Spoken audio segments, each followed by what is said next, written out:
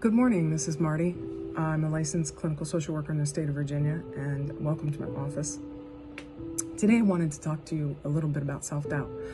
I've had a lot of clients struggling with that lately, this belief system that they're not good enough, that they can't do something, that they can't start a business, go to school, get a different job, or find a rewarding and healthy relationship. And we all struggle with that. That's our inner critic. And I'm reminded of something in my life.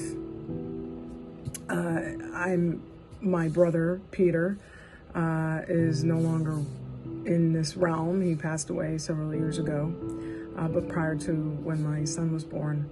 And I was a child, and I was carrying in groceries into the house, and I didn't check to see if the door was open, right? So I'm like banging on the door with my elbow, ringing the doorbell, making a lot of fuss. Someone come to the door, and it was uncommon, for our door to be locked because we lived in the middle of nowhere, but nonetheless it was. And, my brother opens the door, and he said to me, "What would you do, or what would you have done if I wasn't here?" And those words stuck with me for a very long time. I realized that those words taught me to be independent and to try to problem solve things before I asked for help. But those words also stacked on to a lot of self-criticism and beliefs about myself that I should, could, must, have to, and what if thoughts.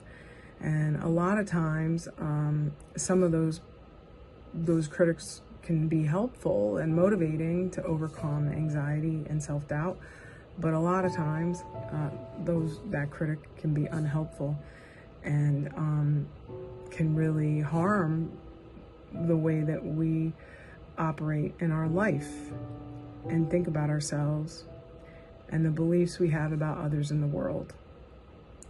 And so what I have found to be helpful is that when that inner critic or self-doubt shows up, usually generally around the times of transition or things that are difficult for me and I have to figure that out, or it's telling me something horrible about myself, I name that inner critic, it, right? It's telling me this. Personifying our inner critic is helpful because then it takes it out of us.